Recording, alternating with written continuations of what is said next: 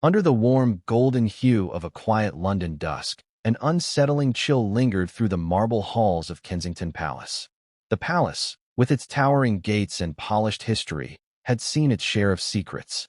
But this was something new, something sharp, something that would slice through the heart of a family already frayed by whispers, distance, and unresolved pain. No royal aide saw it coming. Not the senior courtiers, not the bodyguards, and certainly not Prince Harry. It began with a message, discreet, elegantly worded, and sealed with the careful precision only someone like Meghan Markle could master. She requested a private audience, not with the king, not with Catherine, but with the man least expected, Prince William. Before we continue, please hit the like button, subscribe to the channel, and turn on the notification bell for updates. The text read almost like a diplomatic cable, cloaked in civility but pulsing with hidden urgency. A few lines, calm and composed, but its meaning would unravel the most private tensions still lingering after the Sussexes' dramatic departure from royal life. William, I'd like to speak. Alone. No, Harry. I believe we can help the monarchy together, but I need your support. Publicly. At first, William thought he had misread it. Meghan? Reaching out to him.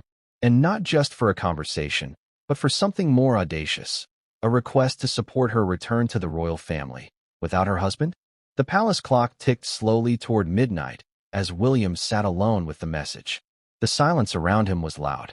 In all his years navigating royal crises, scandals, and public scrutiny, nothing prepared him for this. It was the type of request that didn't just raise eyebrows. It could fracture the very foundation of the monarchy. What had begun as a love story watched around the world had turned into something far more complicated. And now, the woman who had once captivated Harry's heart and the media's cameras was asking for a re-entry into the House of Windsor, but this time on her own terms. Without Harry, and publicly. The implications were staggering. A former royal duchess known for walking away from her royal duties was now pitching herself as the future of the monarchy. She no longer wanted to be on the sidelines. She wanted to be front and center, reshaping the crown's image, leading public initiatives, and reclaiming a spotlight she once renounced. But the part that made the entire palace uneasy, her vision didn't include Prince Harry. Why? Why now? And what had happened behind closed doors that pushed her to make such a calculated move? This wasn't a rumor drifting through the tabloids. It wasn't clickbait. According to a source who was present when William received the message, it was Meghan's own voice, steady, confident, and unmistakably strategic, that laid out the plan in a later video call. William, she said, I know the monarchy is in transition. There's fatigue. There's criticism. But I can help. I have the platform. I have the experience. And more importantly, I have the drive. With your endorsement, the public will follow. But Harry isn't right for this anymore. There it was. That line cut deeper than anything else. Harry, her husband, the man who walked away from royal privilege for her, who traded palatial life for a mansion in California, who defended her on global stages, was no longer part of her royal vision. Meghan wasn't asking to come back as part of a duo. She wanted a solo stage. The request set off a chain of private meetings, encrypted phone calls, tense exchanges between royal staffers, and most importantly, a collapse in the already fragile relationship between two brothers. William and Harry, once bonded by grief, laughter, and a shared crown-shaped burden, found themselves at odds again. But this time, it wasn't just about royal duty or tabloid wars. It was about loyalty. Harry wasn't just stunned by Meghan's proposal, he was devastated. According to palace insiders, Harry had no idea the conversation between Meghan and William had even taken place. It was only after a longtime staffer, one who had previously worked closely with the brothers, overheard whispers during a Kensington staff dinner that the truth slowly surfaced. Meghan had not only approached William without informing her husband, she had done so weeks before Harry even knew. The confrontation, when it came, was raw. Harry cornered Meghan in their California kitchen, his face pale, his voice trembling. Is it true? Did you really ask William to bring you back into the family, without me? Meghan reportedly didn't deny it. Instead, she offered a carefully crafted explanation, positioning it as a strategic move, one she believed would benefit the crown.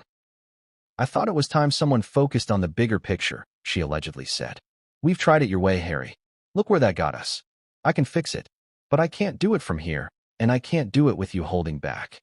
Those words hung in the air like smoke.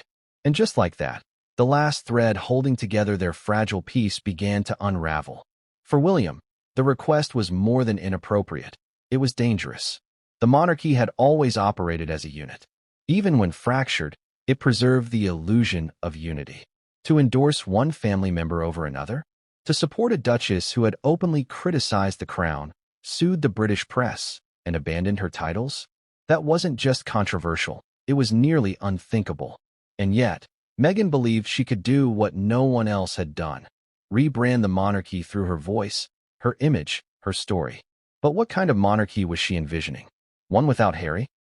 One where she took on the role of a modern royal without the burden of tradition or the weight of royal bloodlines. As news of the request quietly trickled through royal circles, confusion turned to outrage. Senior aides debated damage control.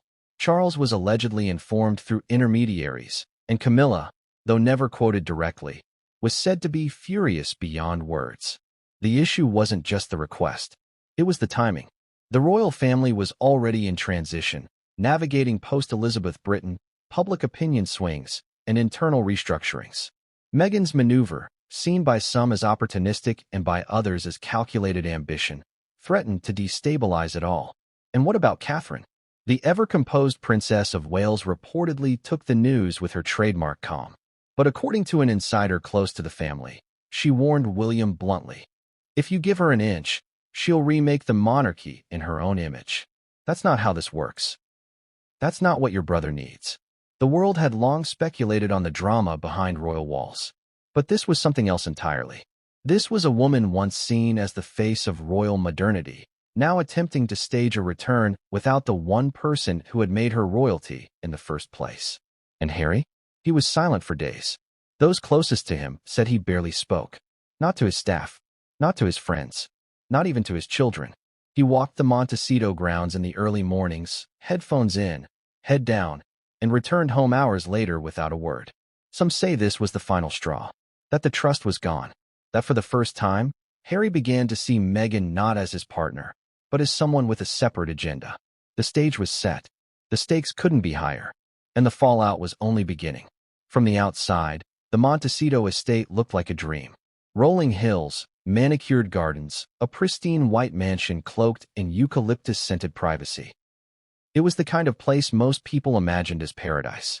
But inside, a quieter, more subtle unraveling had begun. Not with fireworks, not with shouting matches, just silence. A creeping, aching silence that had slowly stretched itself between Prince Harry and Meghan Markle, threading its way into their home, their conversations, and finally, their very sense of partnership. At first, no one really noticed. Friends assumed Harry was simply exhausted. Parenting 2 young children, running multiple charity endeavors, and dealing with a never-ending wave of press scrutiny could make anyone distant. Meghan, always poised and composed, had maintained her usual routine: photo shoots, meetings with her publicist, curated social media appearances, and a constant hum of networking with influencers and executives in Los Angeles. But something was missing. The fire between them. The synchronized heartbeat they once wore so openly. Harry, once the ever-present companion at her side, had started fading into the background. He stopped accompanying her to events. He no longer appeared in her social media posts. Paparazzi footage showed him trailing a few steps behind, not because of protocol, but because something between them had shifted. Behind the gates, things were changing in small but telling ways. Dinners, once shared with laughter and candlelight, became rushed affairs or eaten separately. Meghan often worked late into the night on calls to producers or consultants, while Harry nursed a single glass of whiskey alone on the veranda. He'd taken to rising before dawn, not to meditate or prepare for the day, but to walk. He would walk for miles, headphones in, the same playlist looping over and over. A mix of Bob Marley, Van Morrison, and sometimes, oddly, silence. Not even music, just the sound of gravel crunching beneath his shoes. The emotional gap was growing. What few people understood was that their exit from royal life hadn't just cost them titles or public goodwill. It had slowly begun costing them each other. Harry had imagined freedom as a shared experience. He had hoped they would build something together. But the life he found in California, with all its sunshine and palm trees, wasn't the fairy tale he envisioned. Meghan, meanwhile, adapted quickly. She thrived in Los Angeles. She was back in a place where she had power, recognition, and endless opportunities to control her narrative. She was making moves Harry wasn't always privy to. It started with a subtle pattern. Invitations would arrive for high-profile events, art shows, charity galas, private mixers for A-list personalities, and Meghan would go alone. Sometimes she'd explain it with a passing excuse. "You're tired, love. Just relax. I'll only be an hour." Or, "They want me to network. No need to drag you along if it's just producers." But as the months went by, Harry stopped being invited altogether. And he noticed. One event in particular haunted him. A private dinner hosted by a major streaming executive. Meghan had insisted it was informal, nothing royal-related, just a friendly gathering. Harry had offered to come. She declined. "It'll be awkward if they feel like they have to pitch to both of us," she said. "Besides, you hate those industry chats." But 2 days later, photos surfaced. Meghan standing shoulder to shoulder with one of the most powerful media moguls in America. Smiling, engaged, clearly in her element. The caption read, "The Duchess is back." Back. Harry stared at the headline, unsure what that even meant. She hadn't left. But the article framed her return as something beyond physical presence. It hinted at ambition, a solo narrative, one that didn't include him. That was when Harry began asking questions. He brought it up one evening while they were both in the kitchen. Meghan was chopping basil. The kids were asleep. Harry leaned against the counter, arms folded, eyes locked on her. "What did they mean?" he asked quietly. "Who?" she said without looking up. "The press. The article. The Duchess is back." "What does that mean, Meghan?" She finally met his gaze. Calm, unbothered. "It's just press fluff. You know how they are. Don't read into it." But Harry did read into it. And he couldn't stop. He began combing through interviews, articles, social media posts. What he saw was a pattern, a subtle erasure of him. Meghan's public persona had begun shifting toward a solo identity, one that spotlighted her causes, her ambitions, her voice, without needing the counterweight of her husband. At first, he dismissed it as PR strategy. She was repositioning herself, he told himself. Nothing more. But when he asked to join her at a major environmental panel, one they had previously attended together, she paused for too long. "I just think it might dilute the message," she eventually said. "They want a woman's perspective. It's kind of built around that angle. Me being a mother, a woman of color. It's not personal, Harry." But it felt personal. He didn't argue. He nodded, smiled even. But when she left that evening in her eco-friendly luxury car, and he watched the taillights disappear down the long driveway, he felt more alone than he ever had in his life. He missed the days when they were a team, when they stood together against the world. But now, it felt like she was stepping into the spotlight, and he was being left in the wings. And then came the press leaks. Harry had grown used to rumors, wild claims, fabrications. But what surfaced next wasn't gossip. It was a slow drip of strangely specific details about Meghan's meetings, her plans, her vision for a future in public life. But the oddest part? They didn't include him. One particular leak caught his attention. A whisper from a so-called insider who claimed Meghan was seeking to repair her royal standing independently and engaging with key British figures for an image reset. When Harry confronted her, she dismissed it. "Speculation," she said. "People love spinning things." But even as she brushed it off, she turned away quickly. She didn't meet his eyes. And in Harry's gut, something twisted. The silence between them became louder. Not angry silence. Not cold. Just heavy. One night, weeks before the request to William, Harry tried to bridge the gap. He cooked dinner, her favorite, lemon pasta with pine nuts and arugula. They sat on the patio, string lights twinkling overhead, the California air warm and calm. He looked at her and said, "Do you ever miss the early days? When we were fighting together?" She smiled, but it didn't reach her eyes. "I miss the purpose," she replied. Harry felt that, deeply, because for the first time he realized. They weren't fighting for the same thing anymore. She missed purpose. He missed partnership. And somewhere between those two longings, the silence found its power. It was a Thursday afternoon cloaked in that soft British gloom that seemed to soak into the very walls of the royal residences. Clarence House sat in its usual grandeur, poised between tradition and the modern chaos that often orbited the crown. Inside, the mood was not one of celebration or comfort. It was cautious, guarded. A select few knew that something unusual was about to take place. Prince William had cleared his schedule. His senior aide, Michael Redding, had received a direct and private request, a message with no staffers copied, no official seal, no royal channels. It came from Meghan Markle's personal assistant, written plainly, without the usual diplomatic flourishes.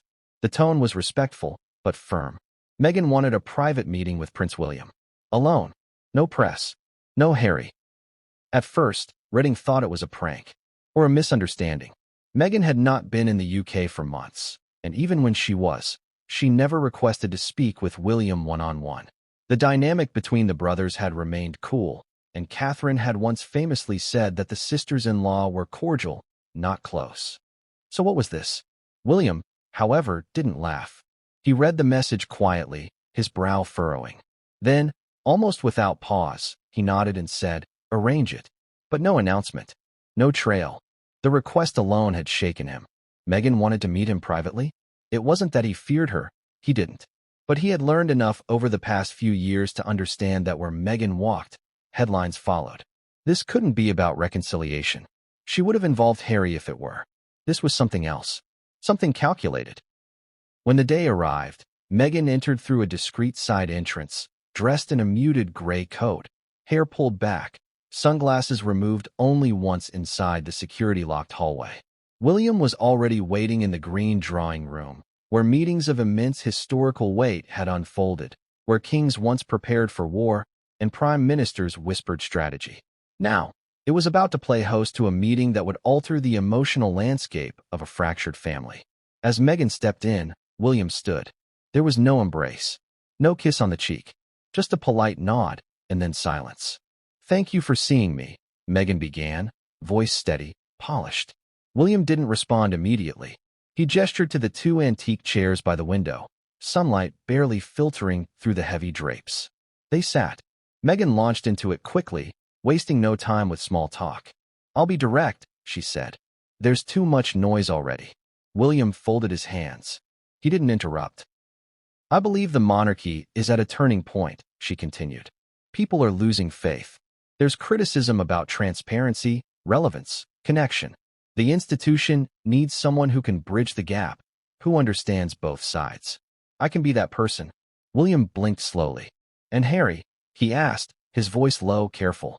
Meghan looked directly at him. "That's why I'm here." The pause that followed could have swallowed the room whole. She went on. "Harry isn't the right voice for this moment. Not anymore. He carries too much resentment, too many wounds. He sees the institution as something he escaped. I see it as something that still has value, if it's willing to evolve." William said nothing. "I'm not asking for titles. I'm not asking for a formal role. What I need is your public support. I want to come back, not as a duchess, not as an outsider, but as a modern representative of what the crown could be. With your backing, the message will be clear. The institution is growing, not shrinking." William's silence was telling. In the years since Meghan and Harry stepped down as senior royals, William had seen many unexpected moments. But this was the most baffling.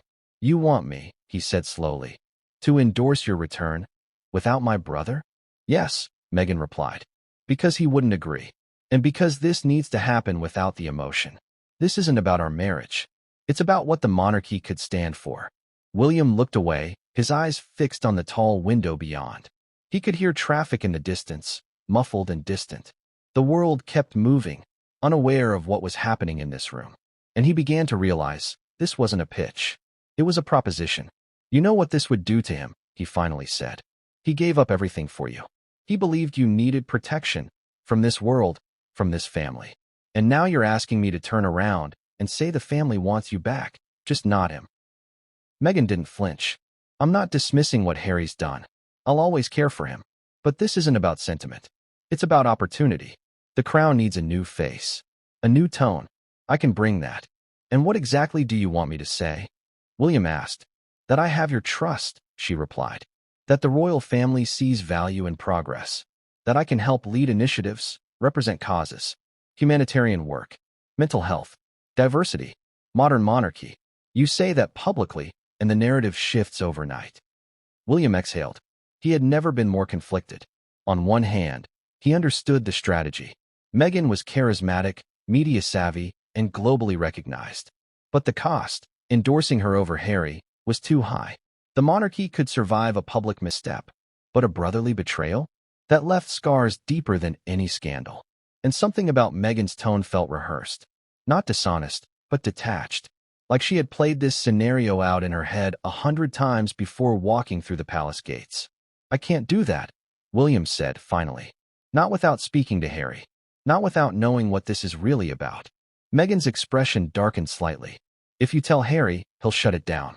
You know he will. He's not thinking about the monarchy. He's thinking about old pain. We can't let that dictate the future. William stood. The meeting was over.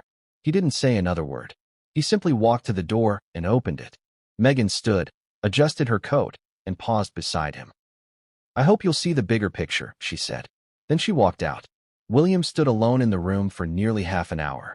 The air was thick. The implications were monumental. But one thing was clear. This was no longer just a family feud. It was a test of allegiance, of loyalty, of identity. William sat alone in the dimming light of the drawing room, still processing the quiet hurricane Meghan had just unleashed. Her exit from Clarence's house wasn't noisy or rushed. It was silent, like a chess master pushing her queen forward on a nearly checkmate board. She hadn't begged. She hadn't pleaded. She had offered what she believed was a rational, compelling strategy, a solo return to the monarchy, engineered not through tradition, but through optics, through influence. Through him. He kept replaying her words. The way she said, "Not Harry," echoed louder in his mind than the rest. Not because it shocked him. Harry and Meghan's relationship had long been strained, bruised by exposure and exile, but because of the chilling certainty in her voice. It wasn't an accident. It wasn't a misstep. Meghan had calculated this request and delivered it with clarity. She wasn't asking for permission. She was asking for a shift in allegiance. Support me, not him. In those 4 words, William had seen the very heartbeat of her strategy. This wasn't about healing or coming back into the fold. This was about leverage, positioning, a return to royal life as a rebrand, not a reunion. What haunted William most wasn't the audacity of the request. It was the realization that she had thought it might work. He knew what would come next. Rumors, whispers, leaks to the press. Meghan didn't operate in silence for long. If he refused her quietly, the world might soon see headlines framing him as the obstacle to modern progress, as the cold-hearted heir still holding a grudge. And if he agreed, if he lent his voice, his credibility, to her return without Harry, the consequences would ripple far beyond palace walls. The next morning, his private secretary arrived with a file of press clippings and early tabloid murmurs. A columnist from the U.S. had already published a cryptic op-ed, "A Duchess Without Borders. Is Meghan Markle right for royal return?" It was happening faster than he thought. Across the ocean, Harry was still in the dark. Back in Montecito, he had noticed Meghan acting more focused than usual, almost laser-sharp in her routines. She'd been getting up early, not for the kids, but to take meetings. She kept her phone locked more than usual, her emails closed behind privacy software even Harry didn't recognize. And when he asked where she'd been during her 3-day trip to Europe, she gave vague replies. Just meetings. Personal ones. Things I needed to clear up. He had assumed they were brand-related. Maybe a PR fix. Maybe a new charity angle. Never, in his worst fears, had he imagined she'd flown to London to sit across from his brother and propose something so bold. He hadn't imagined she'd go back without him. Days passed. William didn't respond to Meghan's request. His silence, however, was not matched by her patience. Back in California, Meghan moved to her next move. She began dropping breadcrumbs. First, it was a feature in a magazine focusing on women in leadership. She was quoted saying, "Some institutions are too steeped in the past, but even they can evolve if given the right voice."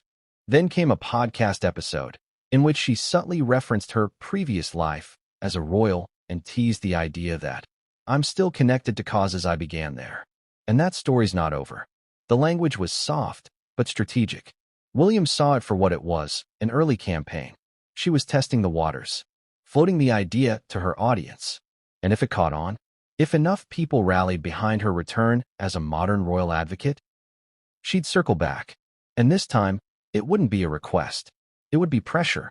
But William wasn't just thinking about the optics. He was thinking about his brother. It had taken years for them to find even a shred of civility after the Oprah interview, the bombshell memoirs, the accusations and counter-accusations. And now, the very fragile bridge between them was at risk of collapsing again.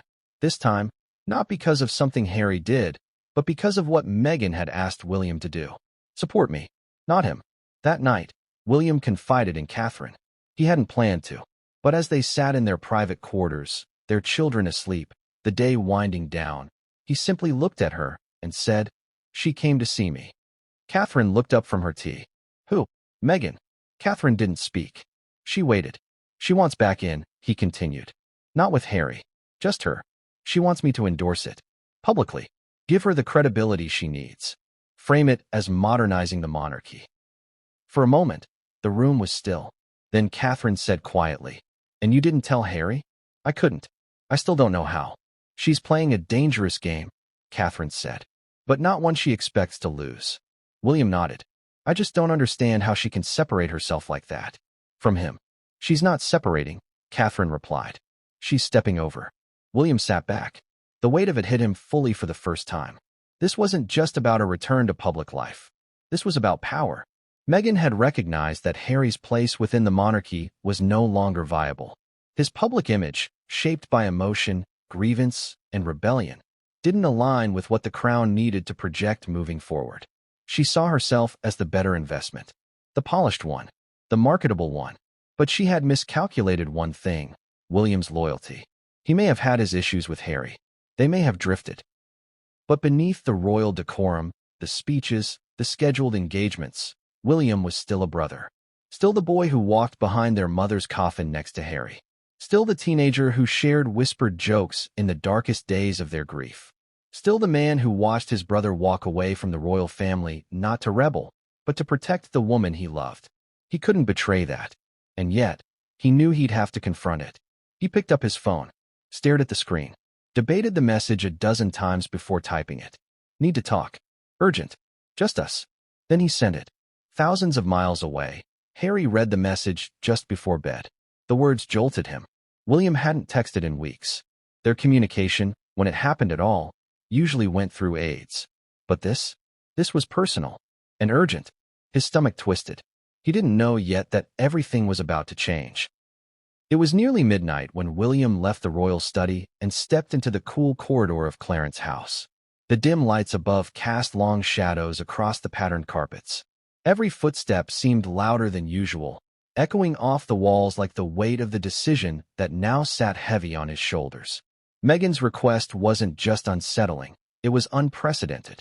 And William, the future King of England, found himself caught in an impossible trap between duty, loyalty, and moral reckoning. The question wasn't only whether Meghan's request could be granted. It was whether it should even be entertained. Alone in his quarters, William stood in front of the tall windows, the London skyline twinkling beyond the trees. The city's rhythm was unchanged, but his own was not. There was a storm growing beneath his calm exterior, one that he dared not show to aides or even to the public, who had grown to expect stoicism from him. But within the royal family, where tradition and loyalty were as precious as the crown jewels, Meghan's proposition represented a kind of quiet treason. She hadn't just asked to return to the firm. She had asked William to place his public trust in her over his brother. That was a line no one in royal history had been forced to walk before. It was personal and institutional at once. And William wasn't just a brother. He was the heir. His decision wouldn't remain behind closed doors. It would set the tone for the monarchy's future direction, especially in the post-Elizabeth era where public perception had become as vital as bloodlines. He ran through every possible consequence. If he said yes, if he publicly supported Meghan's solo return, he would be extending a hand to the very person many within the royal household believed had fractured the family. It would mean turning his back on years of painful history, including her public criticisms, the Oprah revelations, and the aftermath that nearly splintered the Windsors for good. But if he said no, and she went public with the request, he would be painted as petty, resistant to change, and unwilling to forgive. Worse, he'd be seen as protecting the monarchy from a woman who still had global influence and the media's ear. That kind of portrayal could damage both him and the crown, reinforcing narratives of rigidity and exclusion. It was a no-win situation. And then there was Harry. William could handle being misunderstood by the press. He could endure criticism. But disappointing Harry again, that was something entirely different. Their relationship had already been scorched by years of miscommunication, resentment, and unspoken grief. The wounds from Diana's death never fully healed between them. They had simply learned to navigate around the pain. Now, it threatened to reopen. He didn't sleep that night. Instead, he reread Harry's message over and over. Need to talk. Urgent. Just us. He wondered what Harry knew. Did he know Meghan had approached him? Had she told him the full truth, or her edited version? Was he angry, confused, or both? By dawn, William had made a decision. He would speak to Harry directly before doing anything. No palace spin. No staff intermediaries. No time for strategy meetings. Just two brothers. He called Harry personally. It rang twice before it picked up. Hello. The voice was cautious. Tired. Harry hadn't slept either. It's me, William said. I think we need to talk. Face to face. There was a long pause. William waited. He heard a breath on the other end, but no immediate reply. I'm flying out tomorrow, William said, breaking the silence. I'll come to you. You're coming here? Harry finally asked, his tone colored with disbelief. Yes. Another pause. All right, Harry said. But don't bring anyone. Just you. Of course, William answered. Just me. The call ended without a goodbye. William set down the phone and stared at the floor for a long time. It had been years since he'd seen Harry outside a royal event. Years since they'd shared a moment unmediated by tension or cameras. But this was bigger than a feud. It was about the future, not just of their bond, but of the very family they were born into. Later that day, he met privately with his father, King Charles. The meeting was brief. The king, ever the pragmatist, had already been briefed on Meghan's contact. She came to you? Charles asked, sipping his afternoon Darjeeling. William nodded. Did she explain why she didn't speak to Harry first? She said he wouldn't understand. Charles didn't respond at first. He simply looked into his teacup, his face unreadable. Whatever you do, Charles finally said, do it as a brother first. We've lost too much already. That was all. No command. No royal decree. Just a father's weary truth. William returned to his quarters and packed a small bag. He would travel light and quietly. The press wouldn't know until he was already in the air. The next morning, he boarded a royal jet bound for California, not as the heir to the throne, but as a man trying to prevent his family from splintering even further. The irony wasn't lost on him. That after years of staying in place, of holding down the fort while Harry left, he was now the one chasing. And yet, it felt necessary. Because this wasn't just about what Meghan had asked. It was about what would happen if the brothers didn't finally face what had been festering between them for too long. The sun dipped low as the plane crossed the Atlantic. William sat with a notebook in his lap, scribbling thoughts, scenarios, questions. But the one question he couldn't write down was the one that haunted him most. If Harry asked him directly, "Did you consider supporting her over me?" what would he say? The Montecito morning was unusually cold for Southern California. A damp fog hung over the coastal hills, shrouding the estate in a ghostly silence. Birds didn't sing. The wind barely moved. And inside the house, Prince Harry sat at the long kitchen table, staring at his untouched coffee. He hadn't been able to sleep the night before. His brother was flying in. No staff, no press, no pretense.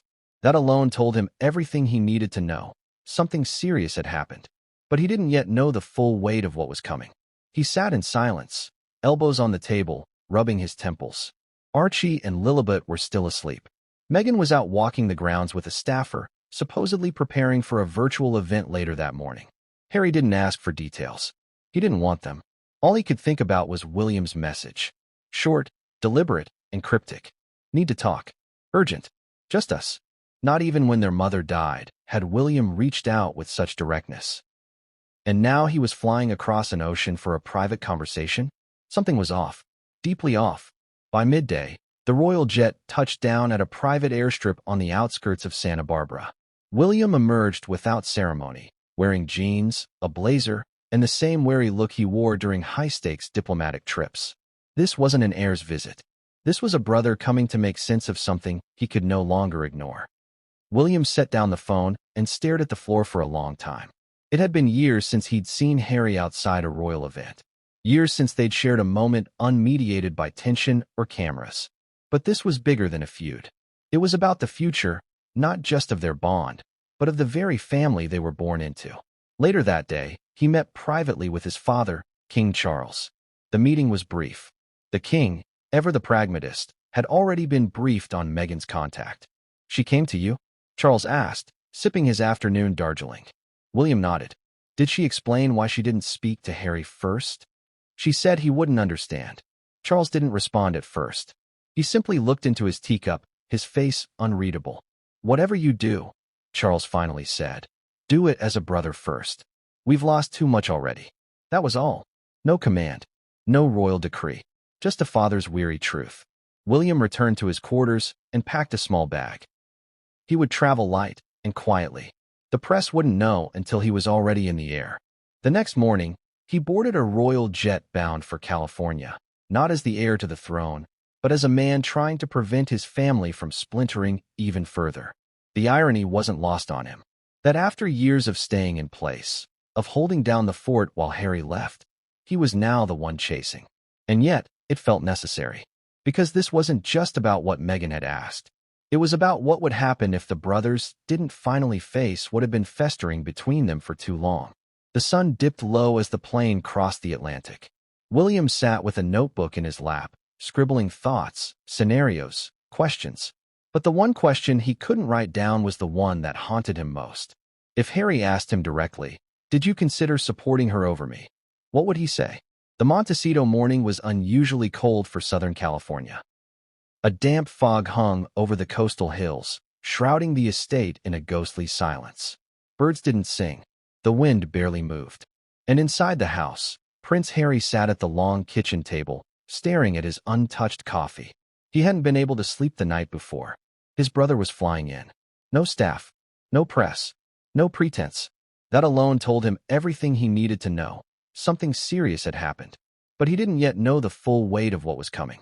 He sat in silence, elbows on the table, rubbing his temples. Archie and Lilibet were still asleep. Meghan was out walking the grounds with a staffer, supposedly preparing for a virtual event later that morning. Harry didn't ask for details. He didn't want them. All he could think about was William's message.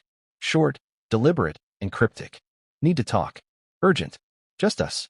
Not even when their mother died had William reached out with such directness. And now he was flying across an ocean for a private conversation? Something was off. Deeply off. By midday, the royal jet touched down at a private airstrip on the outskirts of Santa Barbara. William emerged without ceremony, wearing jeans, a blazer, and the same wary look he wore during high-stakes diplomatic trips. This wasn't an heir's visit. This was a brother coming to make sense of something he could no longer ignore.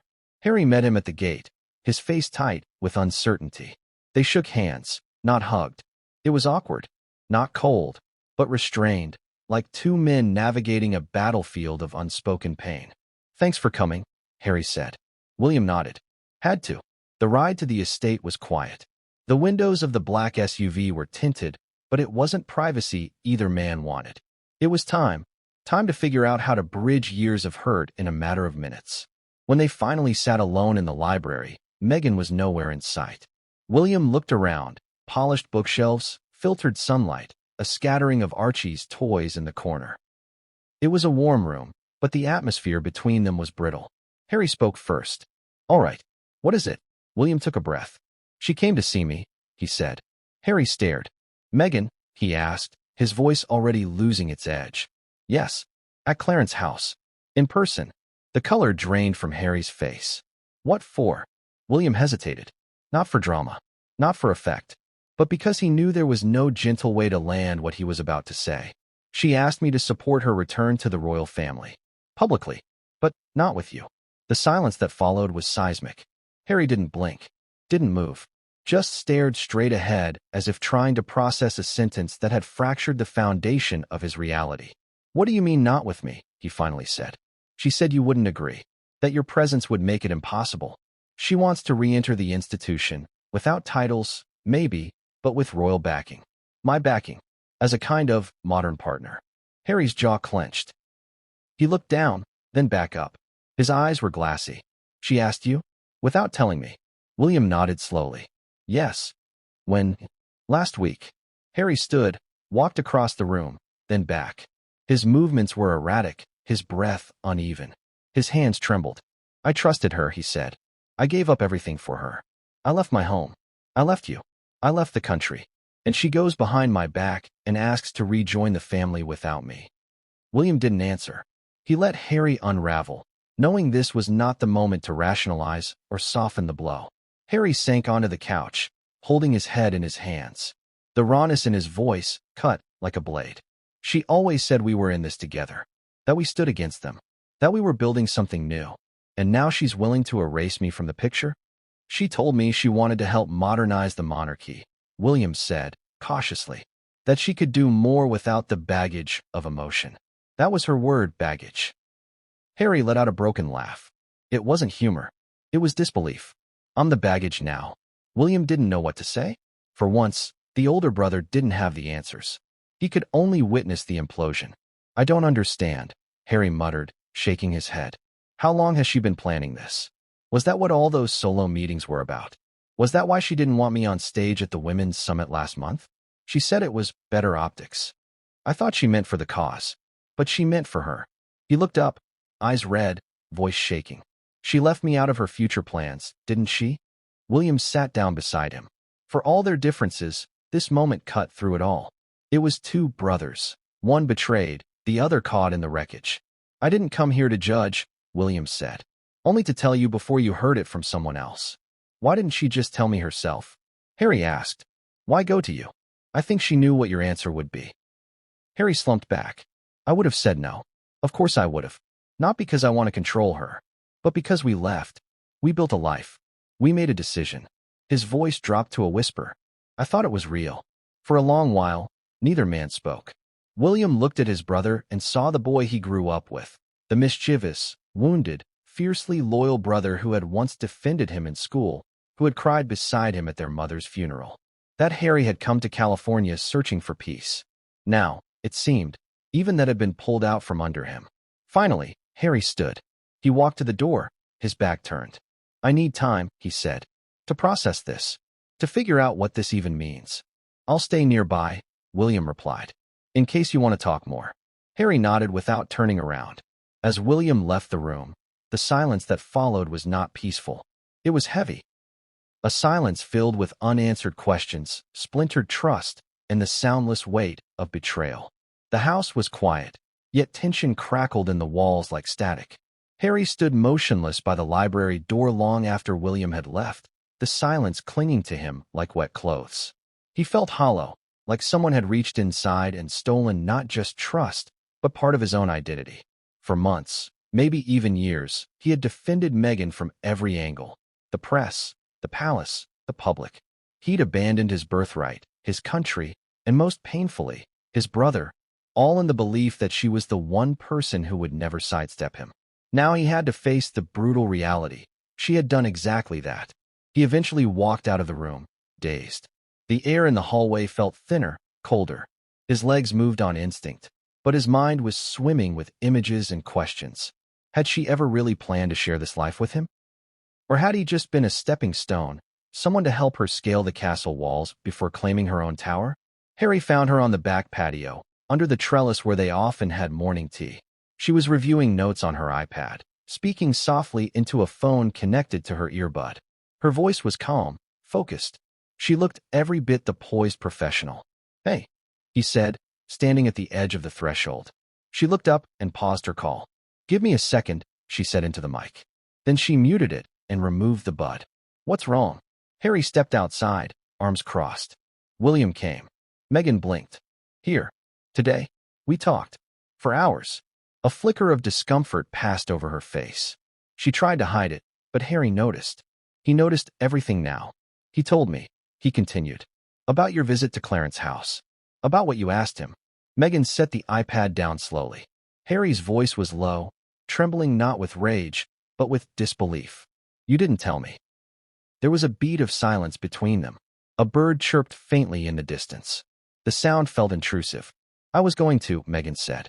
I just needed to figure out how to explain it in a way that didn't make you. Didn't make me what? He snapped, voice breaking. Feel abandoned? Feel irrelevant? Feel like you're rewriting our story without me. She exhaled, folding her hands on her lap. It wasn't about cutting you out, Harry. It was about opportunity.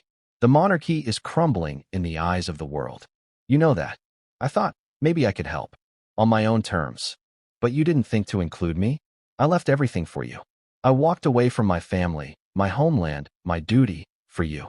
And now you're trying to return to that world without the person who gave up everything so you could breathe. I didn't ask you to give it all up, she said quietly. He stared at her, stunned. You didn't have to ask. I chose to. I chose us. But maybe you didn't. Maybe you just chose the opportunity you saw in me. That sentence hung in the air like a razor's edge. Meghan looked away, eyes fixed on the horizon. She didn't speak. She didn't deny it. And that, more than anything, cracked Harry's heart wide open. He turned and walked away, the sound of his shoes on the patio stone echoing like thunder in the silence that followed. Hours passed. They didn't speak. Not over lunch. Not during the kids' bedtime. Not when the house dimmed into the soft warmth of evening. Harry sat in the den, watching the fire but seeing nothing. His mind kept replaying every moment, every sacrifice, every pledge, every whisper they once shared about carving a new path together. Now, it felt like they had never been on the same path at all. Meghan stayed in her office. At one point, she sent a message through an assistant asking if Harry would review a press release she was preparing for an upcoming foundation initiative. He didn't respond. Later that night, he stood by their bedroom window, staring out over the hills of Santa Barbara. The stars above blinked indifferently. His phone buzzed. A message from William. I meant what I said. Whatever happens, I'm still your brother. Harry didn't reply, but he held the phone in his hand for a long time. The fallout wasn't loud. There were no slamming doors or shouting matches. It was worse than that. It was quiet detachment. The slow death of understanding. The next morning, Meghan found Harry packing a small bag. Where are you going? She asked. He didn't look up. Somewhere I can think. Harry, we have meetings this week. The documentary. He zipped the bag and turned to face her. You've already started building your world without me. Maybe it's time I start figuring out mine. Then he walked past her, down the hall, and out the door. 2 days passed. The estate was eerily quiet in Harry's absence. Meghan moved through the house with a kind of rehearsed ease, maintaining her routine as if nothing had fractured beneath the surface. But the cracks were showing. Her assistants whispered more. Emails were answered later. Her facial expressions in video conferences were more rigid. Composure remained her currency, but it was losing value. The world outside had no idea what had transpired. The media was still speculating about her next power move, oblivious to the storm brewing behind the ornate gates of their Montecito home. Meghan's inner circle, however, knew. Or at least, they knew enough. Jessica Mulroney had sent a blunt text. Are you sure about this? Meghan didn't respond. Her lawyer had called, curious whether she wanted a contingency plan drawn up in case Harry made any decisions regarding joint projects. She dismissed it, gently but firmly. Still, she knew something had shifted. The man who once stood by her at every moment, unwavering in loyalty and pride, was now distant, perhaps even disillusioned. And that, more than any public backlash, was the true cost of her plan. She hadn't expected Harry to take it that hard. And yet, she wasn't backing down. Because in her mind, this wasn't betrayal. It was evolution. She sat in her home office that morning, sunlight warming the edge of her desk. A stack of briefing notes lay in front of her. Key statistics on royal public favorability, research on media trust in the institution, and a detailed communications roadmap for a potential re-entry into public service, albeit without the royal banner. She reviewed each page like a strategist. To her, the logic was clear. The monarchy had become stiff, outmoded, and plagued by controversy. Scandals involving Prince Andrew. PR fumbles around King Charles's transition. a noticeable lack of connection with younger generations, particularly women and communities of color. She saw a gap, and she believed she was the answer to it. Not as a royal wife, not even as the Duchess of Sussex, but as Meghan Markle, the woman who had crossed into the institution, survived its harshest storms, and come out with her voice still intact. Her justification wasn't emotional, it was structural. She saw herself as a bridge the monarchy didn't even know it needed. And she believed that returning to public life under her own name, not as a wife, but as a leader, could be the most significant rebranding the monarchy had seen in decades. But there was one problem. Harry wasn't part of that plan. She didn't intend to erase him from her life. She still loved him, in her way. But professionally, strategically, he had become too complicated, too entangled in grievance, too impulsive, too wounded. His public image was stuck somewhere between the spare and the rebel, and she knew the monarchy could never fully accept him again, not in the role she envisioned. And so, she had made the difficult choice to go around him, to approach William directly, to take control of the narrative before Harry had the chance to distort it with his emotions. In a conversation with her public relations advisor that same afternoon, Meghan made her stance painfully clear. The monarchy needs someone who understands media, diplomacy, and cultural momentum, she said. They need someone unburdened by legacy, but still familiar with tradition. I've lived in both worlds. I've survived both sides of the machine. That gives me credibility. Her advisor hesitated before responding. But you understand how this will play, right? If Harry walks away for good, you'll be seen as the one who broke it. Not just the family, but him. Meghan's reply was calm. I didn't break anything. I tried to move us forward. He chose not to come. The advisor said nothing, because there wasn't much more to say. Later that evening, Meghan met with two key members of a U.S.-based philanthropic consortium who were interested in working with her on a women's empowerment campaign. They sat in her living room, drinking sparkling water and reviewing potential branding opportunities. One executive asked, casually, would this be as part of your role with the royal family or independent? Meghan smiled. Independent, she replied. But I'll always have royal roots. That gives the message depth. When the meeting ended and the executives had left, Meghan stood alone on the back patio. The same patio where Harry had confronted her only days earlier. The view was unchanged. Rolling hills, palm trees, the orange California sky dipping into dusk. But inside, the landscape had shifted. For the first time in years, she stood alone, not in exile, but by design. She pulled her shawl around her and whispered to no one, I didn't betray him. I'm just choosing the only path left open. And somewhere deep down, a part of her still hoped he would understand. Not now. Maybe not even soon. But eventually. Because in her mind, she hadn't walked away from Harry. She was walking ahead. Back in London, the atmosphere inside Buckingham Palace had turned noticeably tenser. Not because of a major political crisis, not because of a sudden public scandal, but because of a single private conversation that now reverberated through the most secure corridors of royal power. Meghan Markle's quiet attempt to re-enter the fold, without Harry, had reached more ears than she intended, and the reaction inside the royal establishment was swift, hushed, and nothing short of stunned. It wasn't William who broke the silence. True to character, he had taken time to process, to deliberate, to absorb the fallout in private. But senior aides had picked up on something. The fact that William had suddenly cleared 3 days from his official schedule and jetted to California on short notice set off alarms. That kind of abrupt movement didn't happen without a reason. And certainly not without consequence.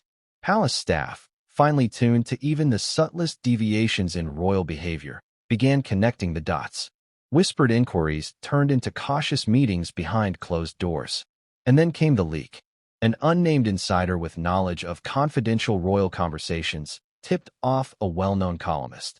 There are discussions happening behind the scenes that could fundamentally change Meghan Markle's relationship with the crown, and Prince Harry is not part of them.